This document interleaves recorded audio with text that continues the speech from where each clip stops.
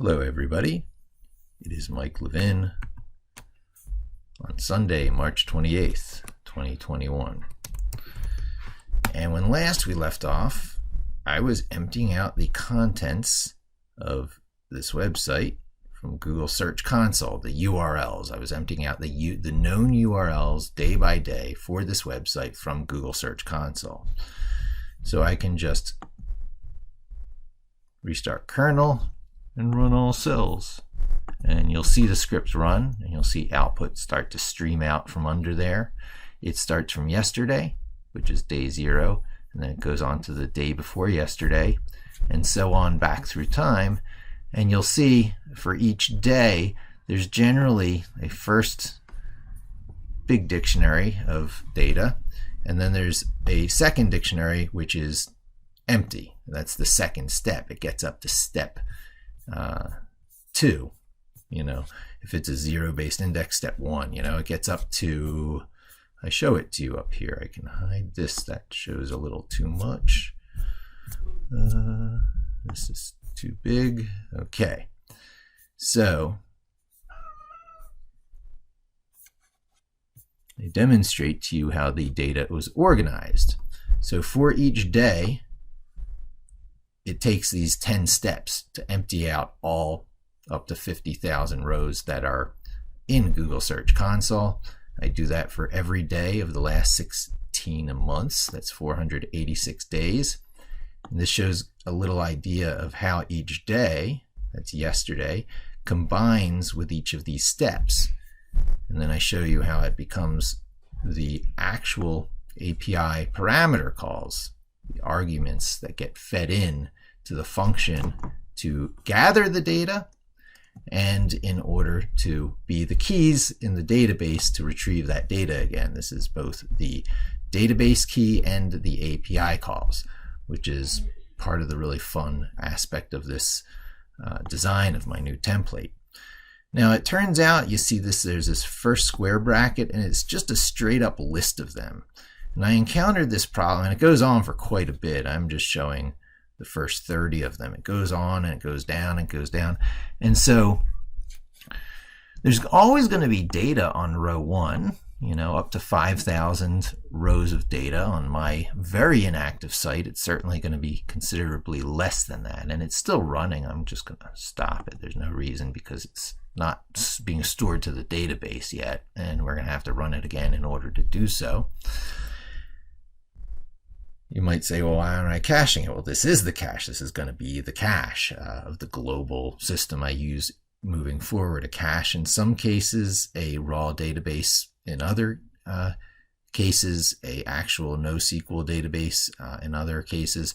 But most of the time I'll be using it as a raw data capture dump place to just dump API answers. When this gets sent out to an API expecting this input, there's going to be data coming back, and I just want to store it fast without any further processing. So up to 5,000 rows can come up from each of these calls, and I expect it to happen on row 1 all the time. There's going to be data for a new day on row 1 of results. Only big active sites will have you stepping through all these steps.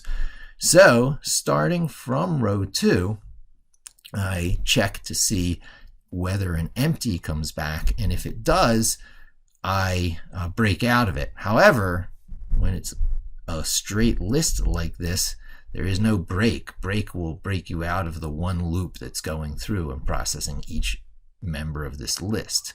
You can't use break unless these are grouped by the grouping that's implied here, and I could programmatically figure it out, but that's so ugly to programmatically figure it out. I control the list. I built this list in the first place.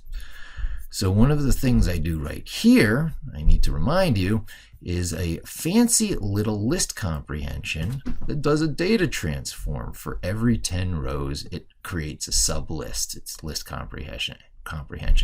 You'll notice again, here is that X for X in pattern of list comprehension. That's how you recognize it. It might be other words in there. People use different meaningful variable names in their list comprehensions, but the pattern is X for X in, and you know you got a list comprehension on your hand. I use this fancy little trick here. In order to group them, you see there was only one set of square brackets at the very beginning and end of the list. Now there are sublists. So in order to step through this, it's got to be two loops. There's going to be an outer loop that steps through each day. Those are the things I'm highlighting. And then an inner loop that steps through each item in the day, right? So that's one item. So the outer loop does the day, and then the inner loop does the rows inside an individual day. So if you break, it breaks you out to the next day.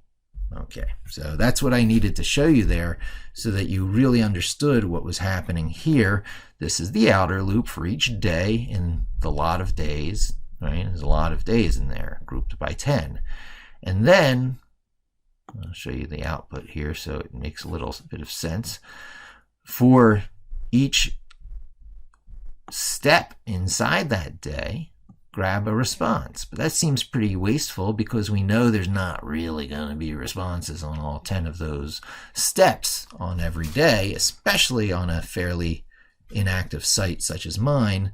So we check if it's one of the pages past the first, because 0 always evaluates as false, and we can use that falseness there to say, and we just word this. I worded this is paged. So once that becomes positive, once it's on the second iteration of this inner loop, this 0 is going to become a 1, and it's going to evaluate true. So it is paged. So starting on the second iteration, check if the response is equal to that empty response, right? See, there's empty response right there. And if it is, break. And it's a safe break because it's only going to break this inner loop and not the outer loop. And hence, we're only making one arguably extra API call per day. But in my book, that's a good explicit reminder that the number of rows that come before it is correct. You didn't empty out the API URL by URL and just not get to the end of some list. You got all the URLs for the first day, or for the first step of the day. And you have deliberately checked the next step, and lo and behold, there is no more rows. And so you cap it off. This is an interesting capping off concept. And so it's poofing right now. I can always investigate the last value because as it steps through, this response value survives. And so there's the response. It was up to an empty when I hit break. We want it to go into a database, right?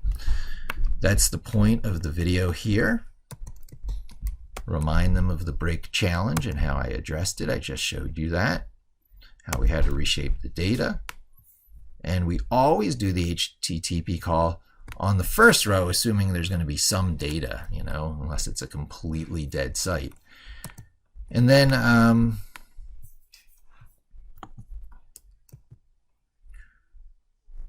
we really always do at least a second call as well. We always check at least the second step. We're expecting it in the case of my site to be the no rows, but that check will begin on row 2. So we're always at least getting row 1 without the check, getting row 2, and if it comes up no rows, we skip and we break. And it wouldn't work in that other original list format I had. I had to transform it into sublists of 10 per day. And yeah. Oh yeah, now we're up to the database portion. I copy the database portion that's in the template code that lives right here, see? Create a place to store raw data. This is the output of the function. This is the stuff from the function. So we're going to be reusing the cache. There's no reason to create a new cache location. I might redefine the database because raw data is just for templates purposes, and of course this is a before and after opportunity. I go into GitHub, I go into this project, and then I go into cache. And I've been running this, so we do have a cache for today. That's today's date, and it goes by that name, raw_data. We'll use a new name for the one we're about to do. So that means I'll copy that, naming the database. I'll copy data in, and I'll copy data out. That's kind of what we're going to need for down here to actually capture the data instead of just letting it sort of poof into, well, wasn't that nice? We pulled some data, but now it's going out of memory on each row. It won't be going out of memory in a moment. So, escape key, A for above, position cursor, paste that in. Now, we give it some meaningful name for the database. Right now, I'm calling it raw_data. It's going to be URL data, raw URL data, because it's unprocessed raw URL. Okay, that'll work. That's fine. It doesn't matter. It's just the file that's going to appear here the second we run it. And then, oh, look at this. This looks like a good place for a loop. Well, I certainly don't want to lose this code. And it does feel like what I want to do right now is copy and paste this one time. Copy, paste.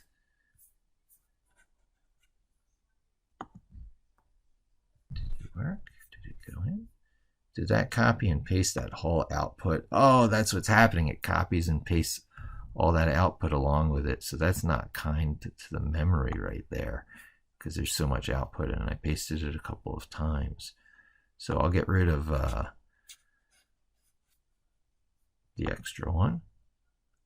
Don't need that one, but this one we need, and I won't let the extra output bother me. But we're going to be blending this into there. So we already changed what the database name was going to be, and data goes in. This looks like a good place for a loop. And we have to remember we're using the context manager, so we do commits but no closes. And when we come out of that input area, when we come out of that indented area, it'll automatically close it. So this looks like a good place for a loop. Let's put a loop there. And in the old code, I'll push down a bit, which will be blended in. This 4 is going to have to be indented. So remember, the context manager is what this with is about. And now we have a file handler. And now we're going to step through, and we're going to do that loop exactly as we did before. And each time we're here, we're sitting on that response data. We're only printing it. I don't even really need to print it. I might add a counter. I might show the... Yeah. I might show I here. Okay, now that's the response that we want going in.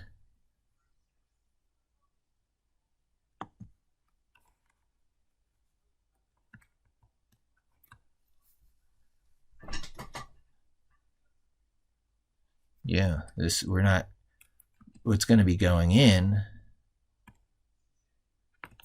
is SQLite day, a lot of days. Yep, we're processing. We're sitting on top of the girls object, which is what I had imagined here as well. And so that's the key to the database. Yeah, this is actually exactly right.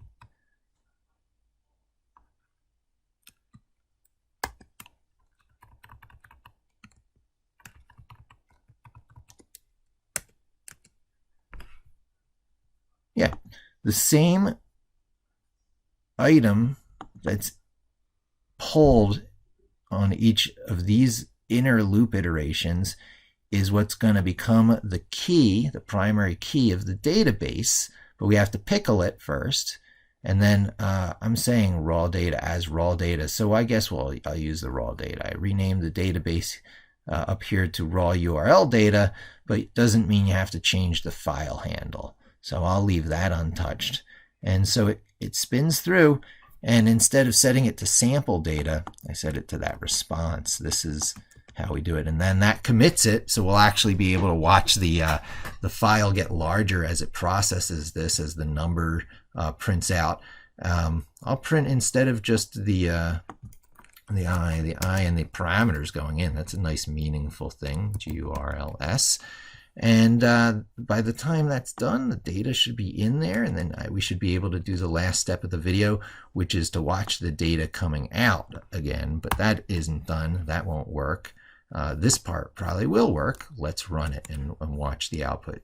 Okay, something wrong. Girls object has no attribute right, so I opened this in probably the wrong mode for writing. SQLite has to write. Let me make sure I understand that message correctly too.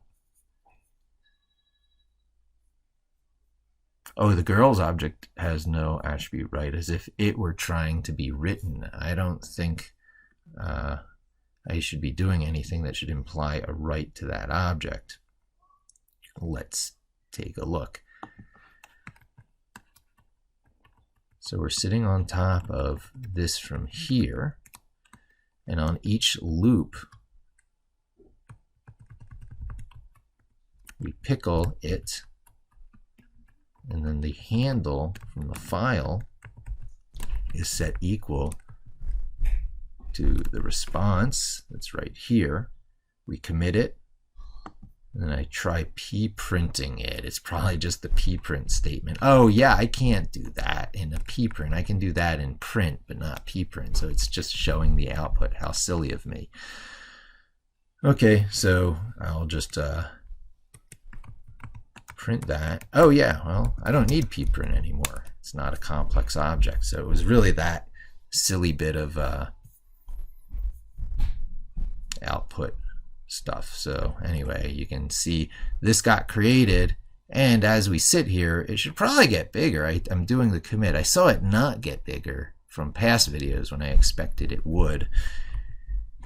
And then there's the question of what happens when I hit stop, because it's a file, right? It should commit and close and everything. So watch, here's a before and after. Even though it says commit and we don't see that getting bigger, if I hit stop, go over here, pops to 68, right? And that should be able to be read back out now. The data that went in there should be able to be read back out by the bit of code that I commented out here. So I take that, I can shrink this down. I'll do it down here.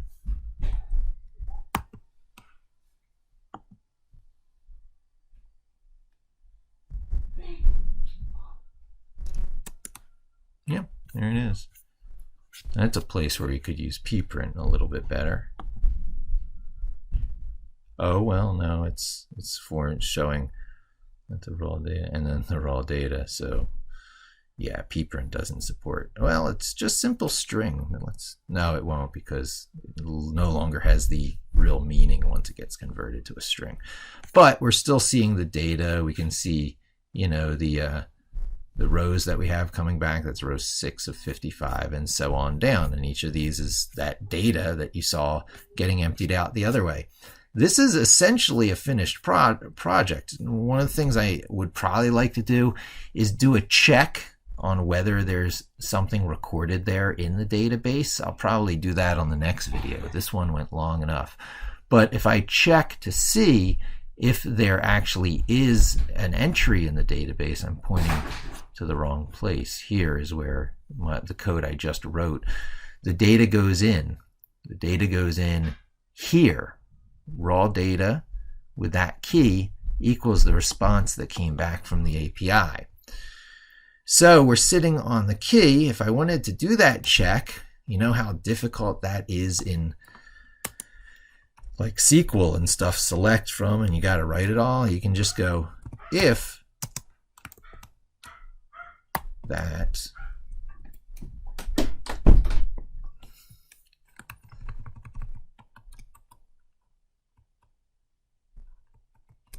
Oh, if not, oh yeah, we don't want to make even the request. If not,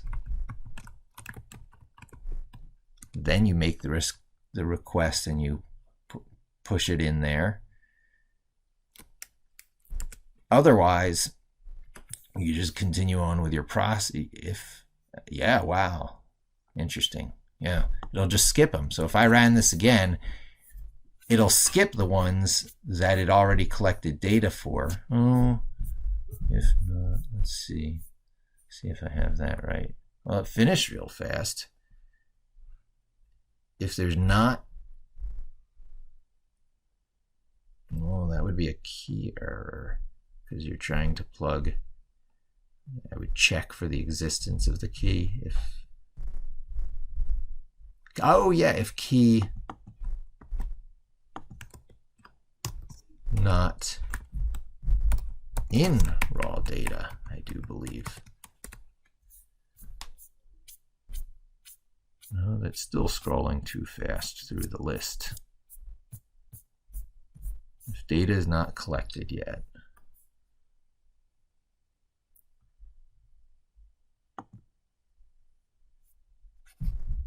So first of all, make sure the data is still in there. There's definitely data in there. So I should be able to make it skip over everything down to row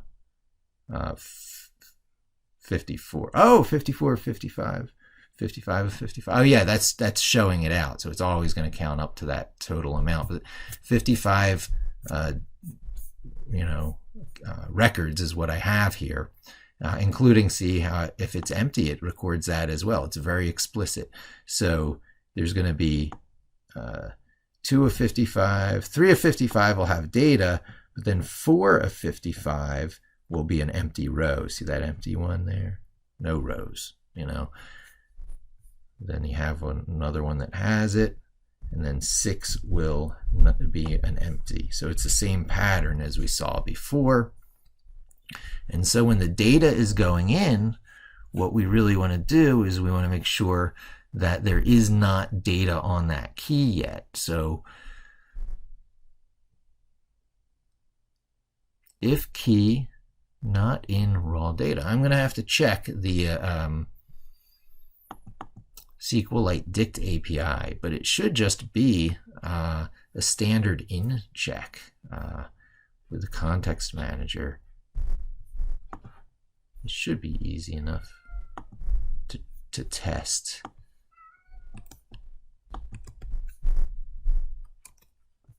We should have one of the girls still there, and that means we should be able to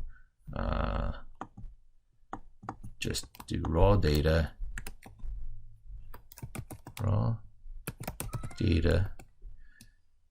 and it's going to be an unpickle. No, we just plug in the pickled version of the girl we're sitting on. And name girl not defined. Oh, it's S, plural. SQL object is not callable. Raw data is a dictionary, not a function. Key error, yeah, okay. Oh, so you have to check it in its pickled state. Pickled, yeah. So if key equals pickled, yeah, we already have it like that. But this check out here is above knowing where key is. So that is exactly what it is. That's the one left over from the previous iteration, and it didn't throw an error on the first run because Jupyter Notebook and key was in memory. Okay, so I hear you, Charlie. Come on up. Join the video. We're at an interesting point here.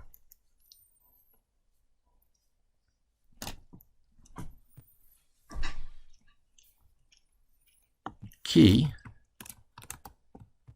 should be up here. That way you can check if key not in raw data. And then we should always be able to skip days that don't have the data and just skip days that do have the data and go right to ones that don't. Starting at day 27 here. Let's see what happens if I stop it. See, I stopped it at 40, and now I rerun it.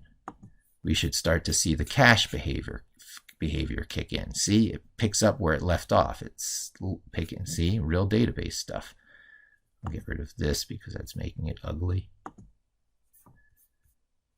Yeah, that's pretty. Okay, yeah, there we go. So now you get to see, this is the payoff. I am checking the keys first before I re-execute that query. It's up to 60, 61. So I stop it arbitrarily. And this is that safety net now for running jobs over and over, knowing that you're never going to be hitting the API more than once for any given URL. And this file here is going to get bigger and bigger as it collects the data. And now you can let it run as long as you want, interrupt it, let it run over a multiple of days. Probably the only other thing I would do about this is I would reverse the day order it's working on. So if you do finish the job here and there, it's grabbing the oldest days first, but that would require flipping this list upside down. Should actually be easy enough. It's probably just one command in Python, but I certainly don't want to mix it in with this video where I've already done so much. So I showed you how I reshaped it to this so that breaking was meaningful. So when you break it, skip to the next day of the inner loop. That was really important for this project. And I moved the database code from up in the template down here. And then I actually am doing I added a check to see whether the key was in there or not. And you get to see how these girls objects, these named tuples that I'm using everywhere for both the API calls and for the database keys. I mean, that is the point. What more do I need to say?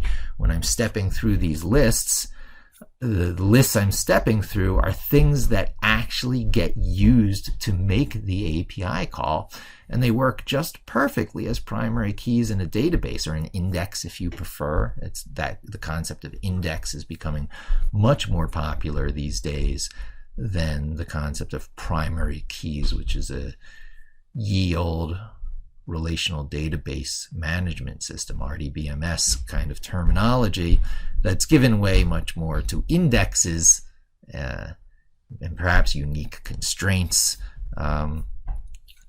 because of pandas and stuff. So any way you look at it, because it's a tuple and it's a set, let's see, how do I put it? Oh, if I put these in a set, right now they're in a list, but if I put them in a set, there can't be more than two identical, there can't be more than one of a particular tuple. It enforces uniqueness. You have Python side a way to enforce primary key uniqueness, data integrity, even if your SQLite database engine doesn't, support true unique constraints on primary keys. You can compensate for that with capabilities of Python if you use tuples as your primary keys, and sets of tuples in particularly. You might have to change it from a list to a set, but no big deal. It's just running it through that once, and you guarantee the integrity of your data. I should probably let this go to the end, right? It's not really that many days it's processing. How many days is it? Well, we say that up here. One more look over the stuff up here. I'll give you a top-down approach again. Forget about the stuff up here, though. Not really top-down. Not everything is the database pull project. That starts at the optional stuff. So we create our data models. There is an example here of exactly the type we use for the API for Search Console. By thinking through the issues of creating your factory class and your instances of your factory class, you think through your whole app. And so much of this comes from the fact that this exact data type is splattable into and I covered Splat in previous videos, into the API call that fetches that data that you now see live and really being collected. These are the function inputs that fetch the data for each of these days. They are also the primary keys that I use for storing the data in the database. And oh, the elegance and the symmetry of all that is just so wonderful.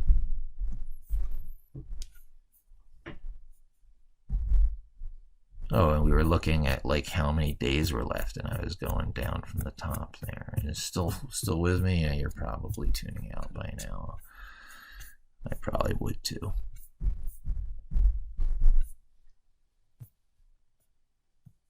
Mm-hmm. 486 days total. 16 months is 486 days total.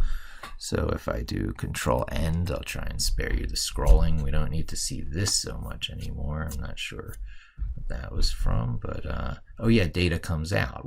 We'll keep that around for a bit. We don't need to see this guy going off the tail. And these are the ones I copied and pasted because I needed to put yeah, these are completely redundant at this point. Don't need that, don't need that. That was just for the video and for the lesson. The real template should have the database stuff incorporated into it. By the way, I'll show you, oh, the job's almost done. Oh, you quit out of it, the hourglass is gone. No problem. Here we are back where we left off. Don't you wish every job was that way? If it hasn't been committed, it's not in the database. There is no partial data here. It's at least atomic to that extent. This is not an ACID database environment. It probably supports transactions, but I doubt it's being used that way. You know, it's possible to Control C things and to have incomplete data rights in the middle if things don't clean up after themselves and stuff. That just doesn't happen here. At least I haven't seen it happen. So it's a true convenient data cache if you want to use it as a temporary data cache, which is implied here by the way I use the day that it was run as the directory it goes in. So if you're going to be doing this and collecting data over time, you might actually want to change the way the cache works and make it not create a new date, a new folder for each date. Because to thread it together now, if you ran it over multiple days, well, first of all, it won't know where to check for prior existing data. This structure is good for ad hoc work, for as you're developing a project. Once you realize little facts like, oh, well, I don't really want my cache directory to change, you go in there and you change the logic that creates the cache location. It's near the end. I'm tempted to scroll away and show you that, but it's exciting. Well, this being, oh, I've got time. What am I talking about? So home, Control Home, and then page down a few times to where these API calls are probably starting and the database stuff is beginning. It's right around here. And the cache is created as just part of this process. Oh, I guess I didn't copy the cache down from up there. So it's reusing the same cache location as before, but it's using the cache location. You can actually look in this code and see that's where it's putting the database. So if you really wanted to, you could just Control C, say cache location, and then just make it relative to where you are. Path / cache, and that'll just drop it right into that directory if you wanted to. So anyway, it's probably finished processing by now, or near to it. Hey, my timing is such I'm going to let you see it get to the end, and we'll get a full, satisfaction of having emptied out all the available Google Search Console data. I can try going longer than 16 months too. I don't think I'll do that, especially not on this video. But you're seeing us empty out all the Google Search Console data. Drum roll, please. 485. There it is. It's done. And I can show it. It's not kind to Jupyter Labs to show it, but I could just keep scrolling down and showing. And this is raw data, raw data. Remember, I have transitions, data transforms still to do to make it look pretty. But for right now, it's captured. And I can show that capture here by just stepping through all the keys in the key value SQLite database and just dump it out. In fact, the hourglass is gone. That's the end of it. Bam. I could p-print it. I could list reduce it into tables right now. I could do a whole bunch of stuff, but I'm not going to, because that's where we bank our success and call this an awesome mission accomplished video. And thanks for joining me, and hope to see you again soon. And don't forget to subscribe. Come on, how many people do you really see out there on YouTube doing genuine work like this and just giving you a window onto it? I ought to go live. Give me some feedback if you'd like me to see me do these sessions with you live. Talk to you soon. Bye-bye.